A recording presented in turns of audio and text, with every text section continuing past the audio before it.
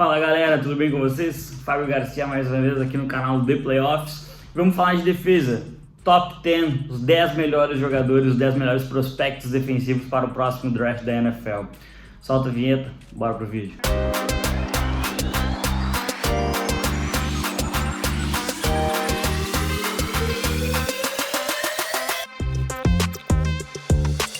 Antes de mais nada, faço aquele pedido tradicional para vocês. Então ativa o sininho para receber notificações sempre que a gente lançar um vídeo, curte o nosso vídeo, deixa um comentário aqui embaixo que eu venho conversar com você e segue a nossa página. Se você não segue aqui, se não é seguidor do nosso canal no YouTube, por favor, se inscreve no canal para a gente poder sempre interagir com vocês e sempre trazer o melhor conteúdo possível, beleza? Sem mais demoras, vamos falar de uma classe defensiva que não é muito badalada, né? Vamos ser sinceros, não temos grandes jogadores, a gente não tem aquele edge de respeito, né? Não tem um cornerback lockdown absoluto, e isso faz a classe de defesa não ser muito desejada pelos torcedores, não ser muito bem vista mesmo, né?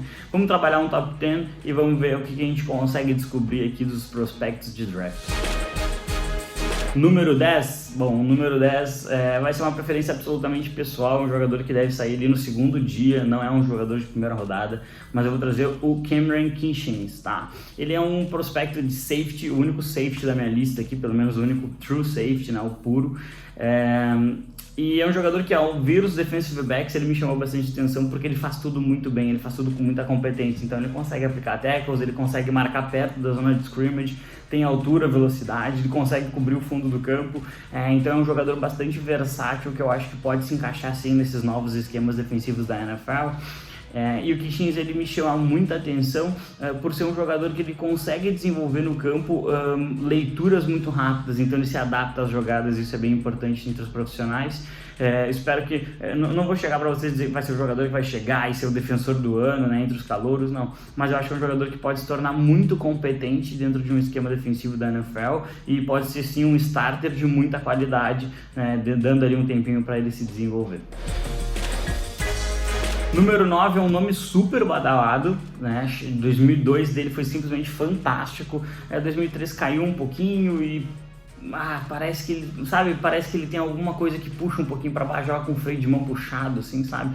Que é o Jared Verse, né? O Ed lá de Florida State, né? Um homem muito forte, teve realmente no ano de 2002, quando ele era um sophomore, né? Um segundo anista na universidade, ele teve um ano realmente muito bom e começou a se dizer que ele seria o melhor edge da classe dele, seria um edge realmente de primeira rodada, um top 10. Eu acho que ele não conseguiu se desenvolver dessa forma ainda. Hoje ele seria claramente um edge número 2 na liga, um jogador para complementar um edge de número 1. Eu não tenho muita expectativa a respeito dele, apesar de achar que ele pode sair alto até no draft, alto pelo menos para aquilo que eu entendo que é o jogador, né? Eu vejo ele ali saindo na segunda metade do primeiro dia, no máximo na primeira metade do segundo. É um jogador que vai precisar de uma lapidação, ele precisa ter uma explosão mais interessante para se trabalhar entre os profissionais, precisa ser um pouquinho mais consistente e ele precisa aparecer em grandes jogos, né? Os melhores números dele, ali, boa parte dos sacks que ele produziu ao longo de 2023 foram contra linhas ofensivas bem fracas. Na número 8 nós temos a versão 2024 de Isaiah Simmons, né? Lembra de Isaiah Simmons quando saiu de Clemson? Todo mundo queria o canivete suíço, aquele jogador defensivo que podia jogar em praticamente todos os lugares, né? O Cooper DeJean lá de Iowa, ele não pode exatamente alinhar em todos os lugares porque ele não vai fazer edge como o Simmons fazia em Clemson e também não vai jogar muito nas posições de linebacker, mas ele é muito versátil para ocupar todas as partes da secundária, então ele pode ser um CB outside, né, jogar bem perto da sideline, marcando o recebedor de frente, ele pode jogar no nickelback, explorando um pouquinho o meio do campo, rotas mais curtas, aplicando tackles nos running backs, e ele pode ser deslocado para a posição de safety, né, que eu acho que acredito, inclusive, que vai ser a melhor forma de utilizar ele na NFL. Então eu vejo que basicamente é um jogador que tem na versatilidade a grande valência dele, e isso é geralmente algo que não me empolga tanto assim, né? Porque é uma pessoa que pode ser usada em vários lugares, muitas vezes ela acaba ficando na sideline, no banco de reservas, porque tem alguém que é excelente fazendo exatamente uma coisa só.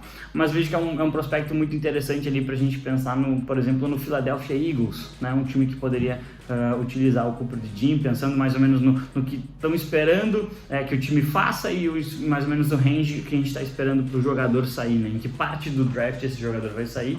Eu colocaria o Cooper DeJean ali por volta de Philadelphia no final da primeira rodada. Número 7, um jogador que impressiona bastante, assim, e ele não é tão falado por culpa de um companheiro, é engraçado, que também tá nessa lista, né? Eu vou falando de Kool-Aid McKinstry, o cornerback de Alabama, né? Um dos cornerbacks de Alabama que entrou nessa lista, obviamente.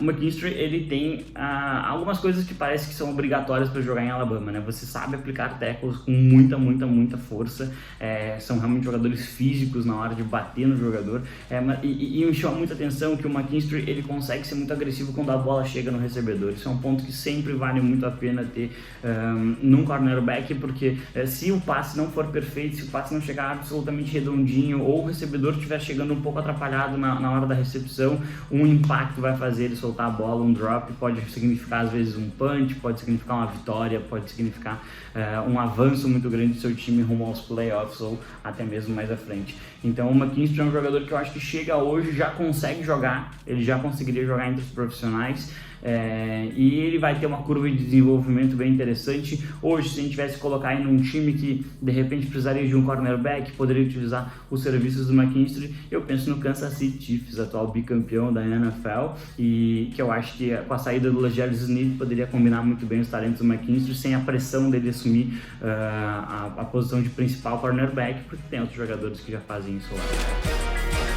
Na posição de número 6 temos um jogador que cresceu bastante enquanto eu fui vendo os vídeos dele, cresceu bastante para mim, pelo menos enquanto eu fui vendo os vídeos dele, apesar de que não é um jogador muito cotado para sair no primeiro dia, né? Eu tô falando do Edge de Penn State, Chop Robinson. Começou em Maryland, foi transferido para Penn State e é um jogador que ele trabalhava numa defesa muito forte. A defesa de Penn State era realmente muito boa, que é uma tradição inclusive da Big Ten, de onde Penn State faz parte, e era uma defesa que ela conseguia sufocar no jogo terrestre e a partir disso os times ficavam unidimensionais. Chop Robinson aproveitava bastante isso para exercer pressões e conseguir sacks. Meu problema com o Chop Robinson é um jogador que ele não apareceu tanto assim em jogos grandes, né? Ele tem algumas boas jogadas contra Michigan, apareceu relativamente em alguns jogos que são de muita importância, mas ele assim como o time inteiro acabou sucumbindo quando mais se precisou, e isso deixa algumas questões, mas a forma como ele consegue fazer aquele bend, né, aquela corrida angulada para passar por baixo do offensive tackle ou lateralizado para chegar no quarterback, isso é um ponto bem interessante que ele consegue fazer, e eu acho que isso dentro dos profissionais pode ser desenvolvido para ser uma arma bem interessante em terceira descida. Vejo ele como uma escolha de segundo dia, ali início de segundo dia, né, eu adoraria ver ele no Washington Commanders, por exemplo. No número 5 aqui a gente vai ter Laiato Lato, né?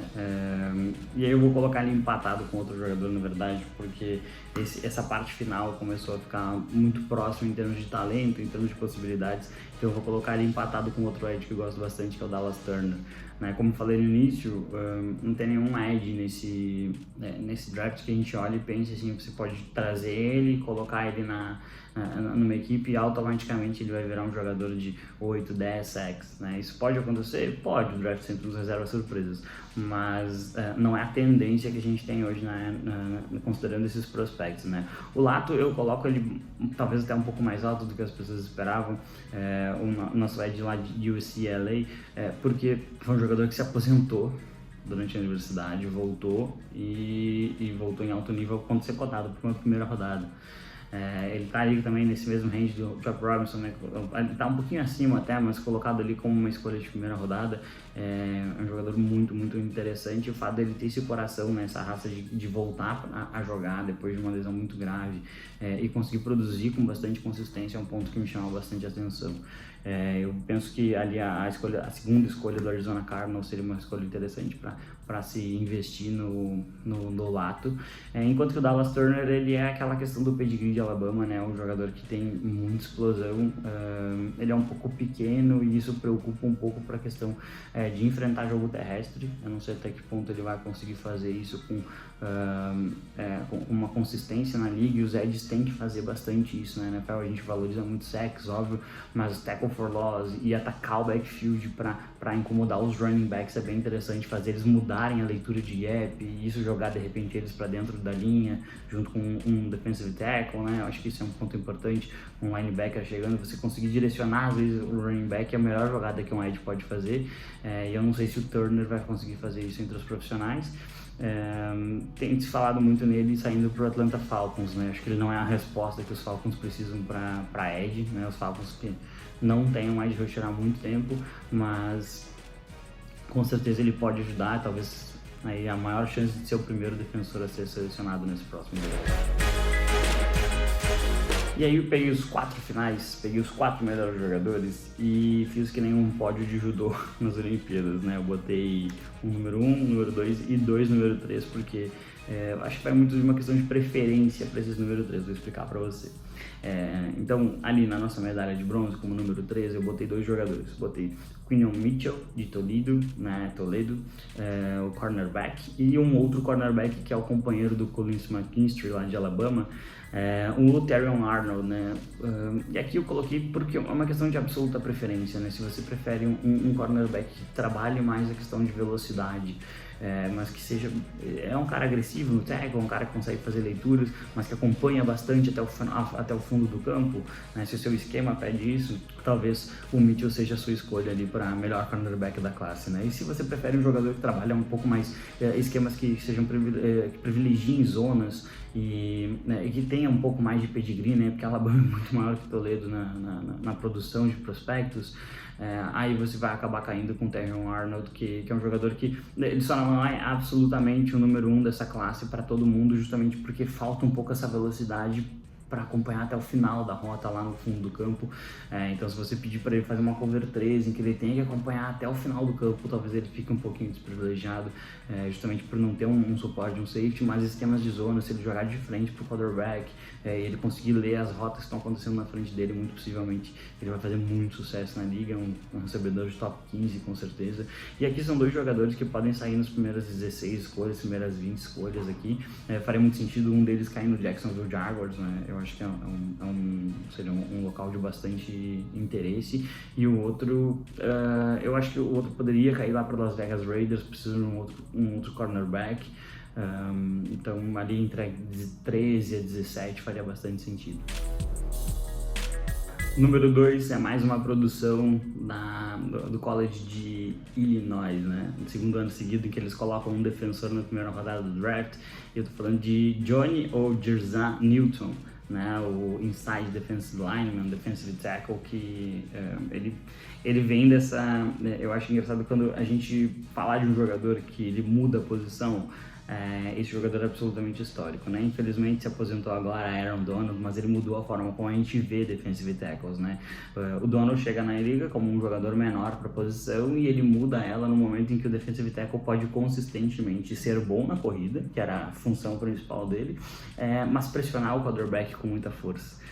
Então eu acho que o Newton, ele pega isso, eu não estou comparando com o Donald, pelo amor de Deus, mas ele pega isso como uma consequência do que o Aaron Donald fez, né? O Joshua Newton, ele é um jogador que ele ocupa bem os gaps, ele consegue aplicar tackles, ele consegue fazer leituras de jogadas, mas ele tem sempre aquele motor de buscar o quarterback fazer pressão também.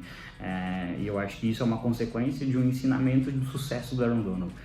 Então eu valorizo bastante esse jogador, consegue exercer essa pressão pelo meio e a partir disso causa muitos problemas para os quarterbacks, né? Os quarterbacks naturalmente eles fazem um drop back para fazer um passe e se os edges fecham aquela ferradura de pocket, né, eles tendem a se jogar para dentro. Se esse centro ele é colapsado por um defensive tackle, você provavelmente venceu essa jogada defensivamente, e eu acho que o Jerson Newton pode oferecer isso com bastante força mesmo. Eu adoraria ver ele no Detroit Lions, mas acho que ele já vai ter saído do board, então ali Pittsburgh Steelers poderia ficar de olho num jogador, já pensando numa substituição de Ken Hayward e quem vai trabalhar junto com TJ Watt e Alex Highsmith, né, daí no caso pelo meio.